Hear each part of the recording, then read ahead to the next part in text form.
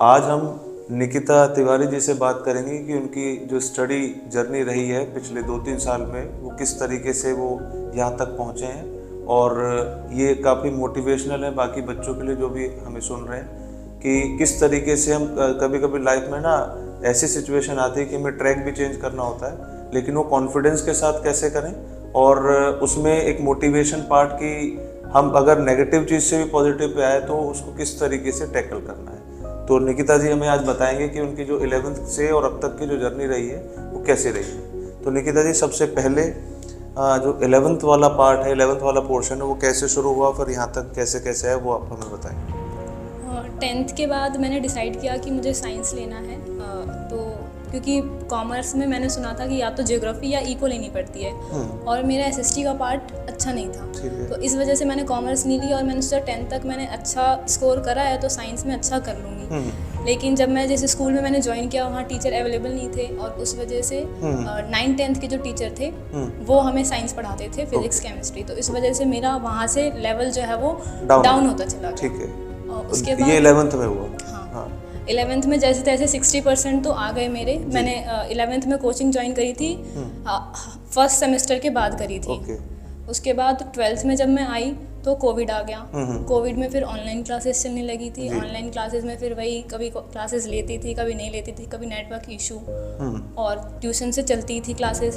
तो जहाँ जहाँ मैं कोचिंग लेती थी वहाँ फिजिक्स के सर तो बहुत बढ़िया पढ़ाते थे, लेकिन केमिस्ट्री के जो सर थे उनसे हेजिटेशन लेवल था मेरा, मैं उनसे जल्दी कनेक्ट नहीं कर पाती थी। तो केमिस्ट्री में मेरा स्कोर बहुत ही कम हो गया।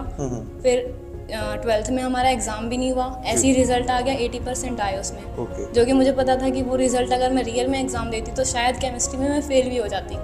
तो मुझे उसमें कॉन्फिडेंस आया नहीं साइंस स्ट्रीम में। लेकिन आपका रिजल्ट 80% वो एग्रीगेट की वजह से बन गया। हाँ जी। उसके बाद 1 साल मैंने 12th के बाद भी बर्बाद किया अपने लाइफ में कि क्या करना है क्या नहीं करना, बहुत सोचा समझा। फिर मैंने अपनी फ्रेंड से बात करी जो केडीसी इंस्टीट्यूट में पढ़ती थी, और वो सीए कर रही थी। तो उससे मैंने पूछा क्या मैं भी कर सकती हूँ, तो उसने कहा था कि कर लेगी तू, तेरी मतलब मैथ्स वैथ सही है, तेरे लिए अकाउंट्स न्यू सब्जेक्ट है, तो एक बार सर से आके तू बात कर ले, सर जैसा कहेंगे वैसा करियो, तू कर लेगी। तो मतलब फ्रेंड ने आपको सजेशन दिया कि आप कॉमर्स में जा सकते हो। हाँ, ठीक है। उसके बाद मैं यहाँ केडीसी इंस्टीट्यूट में आई, फिर मैंने आपसे बात करी, तो आपने पहले यही कहा था कि पहले आप यहाँ पे पढ़िए, देखिए, हम आपको देखते हैं आप कैसा कर सकते हैं नहीं कर सकते। फिर यहाँ पे मैंने आके 11th की क्लासेस भी देखिए भाई, मैंने मतलब देखने से मेरा मतलब ये था कि कई बार ना हम ऐसी गलती कर बैठते हैं कि जैसे बच्चा एडमिशन लेने आया तो हम डायरेक्टली बोल देते हैं हाँ पढ़ लोगे, तो उसमें क्या होता है कई बार हम बच्चे को गलत गाइडेंस ना दे दें। तो पहले देखने का मतलब बच्चे में वो पोटेंशियल हार्डवर्क करना, डिटर्मिनेशन है कि नहीं है, कि वो इतना टाइम दे भी पाएगा कि नहीं। तो इसलिए हमने 7-10 डेज का टाइम लिया कि बच्चे को पहले देख लेते हैं कि उतना हार्डवर्क अगले 1 साल तक कर पाएंगे कि नहीं। तो फिर हमने जब देखा कि आप रेगुलर हैं, क्लासेस ले रहे हैं, होमवर्क भी टाइम पे कर रहे हैं, तो किसी भी प्रोफेशनल कोर्स को करने के लिए हमें 2 ही चीज़ें चाहिए, एक डेडिकेशन चाहिए, एक कंसिस्टेंसी चाहिए, दोनों आप में थी। तो फिर हमने कहा आप आगे प्रोसीड कर सकते हो। आगे तो मैं एक ऐसी स्टूडेंट थी जिसे मुझे कॉमर्स का कुछ भी नहीं पता था, एसेट्स लायबिलिटीज़ क्या होती है मुझे बिल्कुल नहीं पता था। तो सर ने आपने 11th-12th की क्लासेस मुझे प्रोवाइड कराई। सुबह हमारी सीए फाउंडेशन की क्लास चलती थी 7 to 2 o'clock, और 7 बजे से 2 बजे तक। हाँ, और 11th-12th की शाम में चलती थी। तो शाम में मैं लिया करती थी 11th-12th वाली क्लास, और फाउंडेशन में भी क्लासेस तो उसकी रेगुलर चलती थी। तो मैं यहाँ पे एक चीज़ और मेंशन कर दूँ कि जैसे जो टाइम डिस्कस किया है, 7 बजे से लेके 2 बजे तक पढ़ना, उसके बाद बीच में 1 घंटे का ब्रेक है, उसके बाद फिर 11th-12th की क्लासेस में ज्वाइन करना, फिर सीए फाउंडेशन में जो इतनी क्लासेस हुई उसका होमवर्क, प्लस 11th-12th में जो क्लासेस हुई उसका होमवर्क, उसी दिन करके नेक्स्ट डे फिर से 7 बजे आना। वो डेडिकेशन इन्होंने दिखाया, मतलब मैंने आज तक किसी बच्चे में इतना डेडिकेशन और गट्स नहीं देखे हैं कि स्ट्रीम चेंज करके इतनी मेहनत कर सके। तो वो इन्होंने हमें भी सिखाया कि किसी भी लेवल पे अगर आप कुछ भी कर रहे हो उसमें डेडिकेशन कैसे दिया जाता है। आगे जी सर। और 11th-12th में मैंने 11th-12th के बच्चों के साथ बैठती थी, सारे कॉन्सेप्ट्स मैंने क्लियर कर लिया, और मैं फाउंडेशन की क्लास में रेगुलर फिर कनेक्ट करने लग गई चीज़ों को। तो जो मेरा कॉन्फिडेंस था कि मुझे चीज़ें समझ क्यों नहीं आ रही हैं, वो क्लासेस लेने से समझ में आने लग गई मुझे, और फिर मेरा कॉन्फिडेंस अप हो गया कि हाँ मैं ये लेवल कर सकती हूँ। और कई बार मैं हिचकिचाती भी थी कि क्या पता मैं नहीं करूँ। तो दीपक सर ने मुझे बहुत मोटिवेट किया कि आप कर लोगे, तो इसलिए फिर मैं कर पाई। और अब एक बार तो मेरा भी एक इनको सजेशन था कि सीए फाउंडेशन का ना बाकी जो एग्ज़ाम होते हैं उनसे जो लेवल होता है थोड़ा अपग्रेड होता है, उसमें नेगेटिव मार्किंग भी होती है। तो कई बार क्या होता है कि एक बच्चा एक दौर से आया कि साइंस से पढ़ के आया और वहाँ से नेगेटिव हो गया है, एक होता है पॉजिटिव होकर सीए कर रहा है, एक होता है एक नेगेटिव एक्सपीरियंस की वजह से सीए कर रहा है। तो हमने इनको सजेशन दिया था कि आप जो अदर कोर्सेज हैं उसकी तरफ जा सकते हैं, कहीं ऐसा ना हो कि एक नेगेटिविटी वहाँ से आई है फिर सीए फाउंडेशन में एक नेगेटिविटी हो जाए तो आगे की लाइफ मुश्किल ना हो जाए। तो उन्होंने जो हमें गट्स दिखाए वो ये थे कि सर कोई बात नहीं, अगर एक बार रुक भी गए कोई बात नहीं, मैं दोबारा उसको कर लूँगी। तो मैंने यही कहा था कि अगर इतने गट्स हैं कि अगर एक और फेलियर देख सकते हो तो ही फिर सीए फाउंडेशन अटेम्प्ट दीजिएगा। लेकिन इन्होंने मेरे को भी गलत प्रूव किया और एक दिन में जो 14 घंटे होते हैं कम से कम वो तो यहाँ पे भी दिए और फिर घर जाके भी इन्होंने वो काम करके नेक्स्ट डे जिन क्लासों में बैठते थे, एक बार को ये होता था उनका होमवर्क पूरा नहीं है, लेकिन इनकी इतनी क्लास होने के बाद भी कभी ऐसा नहीं हुआ कि होमवर्क पूरा नहीं है।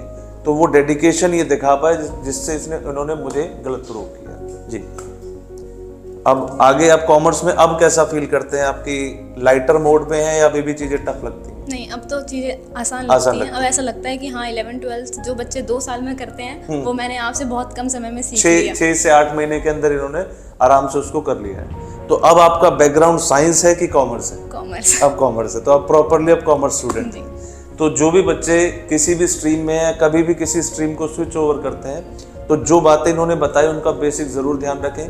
और ऐसा नहीं है कि कोई भी स्ट्रीम से चेंज होकर कुछ नहीं किया जा सकता। ये बिल्कुल मिसाल है हमारे सामने कि कॉमर्स में मतलब साइंस से कॉमर्स में आके चीज़ों को मैनेज कैसे किया जाता है, डिसिप्लिन कैसे रहा जाता है, और ऐसा है तो फिर हम ऐसा कर सकते हैं। तो आप बच्चों को कोई मैसेज देना चाहते हैं जो भी आपको सुन रहे हैं कि एक किसी भी प्रोफेशनल कोर्स की या किसी भी क्लास की जो जर्नी है स्टडी की, उसमें किन किन मेन बातों का ध्यान रखा जाए जो आपने यहाँ से सीखी या अपना आपका खुद का जो एक्सपीरियंस रहा, कि अगर बच्चे इन 4-5 चीज़ों पे ध्यान रख लें तो कोई भी पढ़ाई वो कर रहे हैं उसको टॉप पे रहे। अगर आप किसी चीज़ को करना चाहते हैं तो डेडिकेशन होनी चाहिए कि हाँ मुझे ये चीज़ करनी है, ये हिचकिचाहट नहीं होनी चाहिए मन में कि नहीं मैं ये नहीं कर सकती या नहीं कर सकता। और जिस टीचर से आप पढ़ रहे हैं वो टीचर उस लेवल में बिल्कुल एक्सपीरियंस होना चाहिए, किसी दूसरे मतलब बैकग्राउंड से नहीं होना चाहिए। आप अच्छे टीचर से पढ़ें। लेकिन प्रॉब्लम है कि मान लीजिए एक बच्चा है, जैसे आपने भी कहा कि मैं पढ़ी थी तो मुझे फिजिक्स समझ में आई, केमिस्ट्री में दिक्कत आई, तो बच्चे के लिए तो बड़ा मुश्किल काम हो गया ना कि ये जज कर पाना कि वो टीचर मेरे लिए कॉम्पिटेंट है या वो इंस्टीट्यूट में वो चीज़ें हैं। तो बच्चा तो रैंडमली जा रहा है क्योंकि उसका एक दोस्त वहाँ जा रहा है तो उसके पीछे पीछे वो जा रहा है। बाद में उसको रियलाइज होता है कि हाँ हम गलत जगह आ गए या गलत टीचर के पास आ गए, तो वो तो बाद का रियलाइजेशन हो गया। पहले किन चीज़ों का ध्यान रखें कि बच्चा गलत जगह पे ना पहुंचे या गलत ऐसे लोगों से ना कनेक्ट हो पाए कि उसका जो जर्नी हो बाद में खराब हो जाए। क्योंकि मेरा खुद का एक्सपीरियंस ऐसा रहा है। मैं जब 11th में था तो मैंने जब कुछ महीने पढ़ाई की तो जिन टीचर्स के पास गया, मतलब मेरा कोई उनको डिग्रेड करने का मोटिव नहीं है, पर पॉइंट इज कि जो भी सुन रहे हैं उन तक ये मैसेज जरूर जाए कि अगर हम किसी को पढ़ा रहे हैं और अगर हम कॉन्फिडेंट नहीं है तो हम बच्चों को उस चीज़ को ना पढ़ाएं। ये मेरा जो भी लोग पढ़ा रहे हैं उनसे बड़ी हम्बल रिक्वेस्ट है कि जिस चीज़ में हम कॉम्पिटेंट हैं, अच्छे हैं, उस नॉलेज को बच्चे को देंगे, इससे बच्चे का बहुत ज़्यादा फायदा होगा और हमारा तो होगा ही। तो हम अगर खुद कॉन्फिडेंट नहीं है तो बच्चों को फिर उस ट्रैक पे उस स्टडी को हम ना कराएं। तो बच्चे इस चीज़ से कैसे बचें? मतलब ये तो हो गया कि हम बड़े होते हैं तो जज कर लेते हैं, लेकिन बच्चा तो बहुत मतलब 10th 11th में तो बहुत छोटा होता है, तो वो जज कैसे करें? उस बच्चे को ये देखना चाहिए कि अगर जो टीचर जिस टीचर से वो पढ़ रहे हैं उनके पीछे के रिजल्ट्स क्या रहे हैं, वो बच्चा क्या स्कोर कर रहा है। अगर वो बच्चा अच्छा रिजल्ट स्कोर कर रहा है उस बच्चे से मिलना चाहिए जो वहाँ पढ़ चुके हैं। तो वो वहाँ पढ़ मतलब बेटर डिसीजन ले पाएंगे और इस तरीके की चीज़ों में नहीं फंसेंगे। मतलब बाकी तो जो भी टीचर्स सभी मेहनत करते हैं, लेकिन अगर बच्चा ये देखना चाहे कि जहाँ मैं जा रहा हूँ या जा रही हूँ वहाँ पे मेरे साथ इस तरीके की चीज़ें ना हो, तो उसके लिए उसको जो पास आउट बच्चे उनसे कम्युनिकेट करके जैसा वो एक्सपीरियंस दें और खुद भी ट्रायल लेके तब किसी फाइनल डिसीजन पे आना चाहिए। क्योंकि लाइफ का सवाल है और इसमें हम किसी भी तरीके का रिस्क लेना नहीं चाहते हैं। एज ए स्टूडेंट तो बिल्कुल नहीं चाहते हैं कि हम पहले हिट एंड ट्रायल करें उसके बाद की चीज़ों को चेंज करें। तो जो आपसे लर्निंग मिली है वो ये है कि हम मेहनत करें तो कुछ भी किया जा सकता है। तो थैंक यू वेरी मच, हम इनसे मिलेंगे आगे नेक्स्ट रिजल्ट।